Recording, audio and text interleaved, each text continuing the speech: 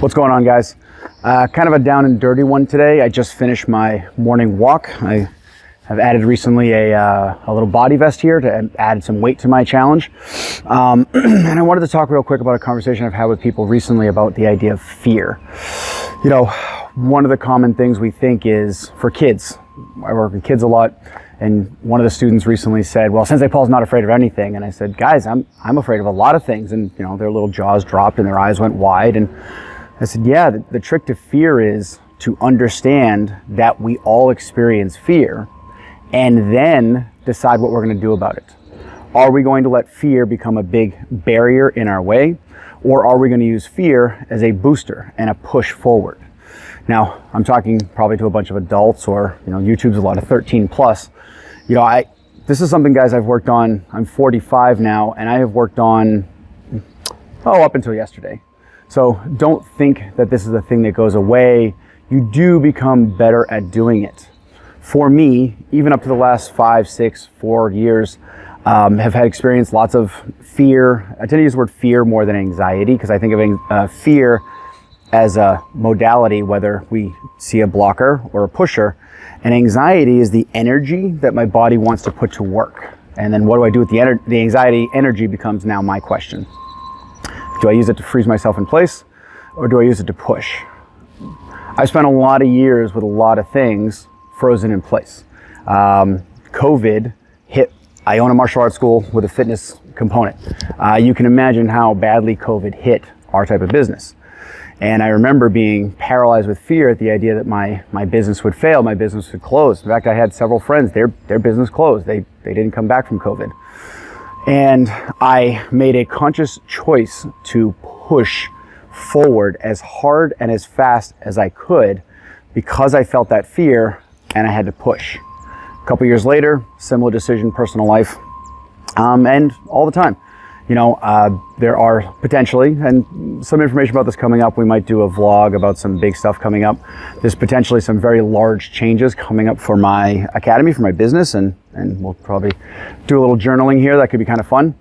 But I have felt trepidation about these possible changes. Big changes are scary. Whether or not they are good or bad, humans experience fear about change in general. Good and positive change is still scary because it is something different. And different, you know, a long time ago to humans, different usually meant to be ostracized or to die. We now know, you know, we have a much safer society.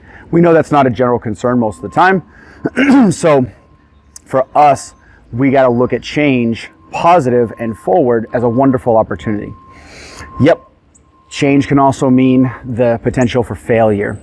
But failure, we couch this at the academy, we talk to the kids all the time about this. Failure has to be something you look at as a potential for learning. Again, or that same fear block gets into place. You've seen other videos from me where I've talked lots of times about, you know, kids are afraid of failing, their parents are afraid of letting them fail because they might want to quit.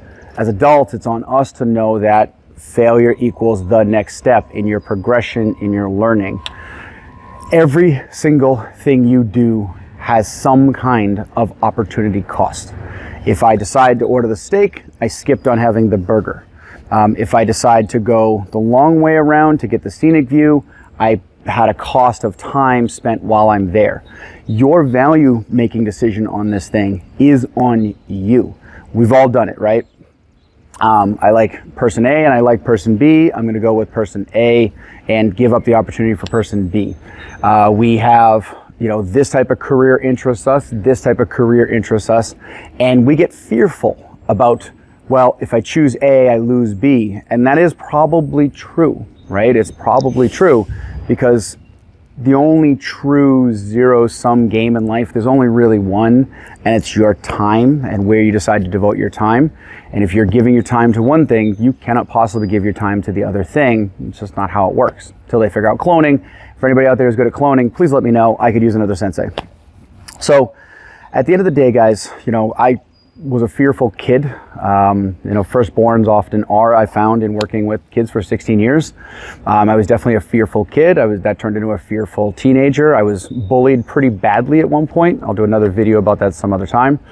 And you know, it took a long time. I'm very, very lucky. I discovered jiu-jitsu at age 19, and that helped me realign my thinking. I oftentimes meet adults that are fearful, and I always feel like, you know, if I could just get them to love jiu-jitsu the way I do, or anything, then maybe I can help them push through that. You know, the love of jiu-jitsu forced me to push through a lot of those fears. So at the end of the day, guys, what I really want to say here is you have a choice, you know, to let that fear that we experience, those trepidations, that anxiety, whatever the word is that you want to put on it, to let them be indicators or decision makers. I want to let them be indicators. That means I ultimately end up in charge. There's a great book I recommend called Unfuck Yourself. And one of the overriding thoughts are, every single thing that happens inside this brain is wholly and singularly under my control. No one else gets to control it. That's an empowering statement. It also is a responsibility statement because it means I have to be in control of what's going on up in here. I look at that as a powerful statement. Some people look at it as like, wow, that's an impossibility. I can't control my thoughts. You absolutely can. It takes work. It takes discipline. Applying that work and applying that discipline to your feelings of fear, anxiety, et cetera, that's on you to do that work. Others are certainly willing to help you. You know, as a sensei, as a coach, whatever word you want to apply there, teacher, I work day in and day out with students from ages 4 to mid-50s on experiencing that fear and what they're going to do with it, and trying to make good decisions in the face of that fear. A lot of times that requires a forethought and thinking it ahead of time.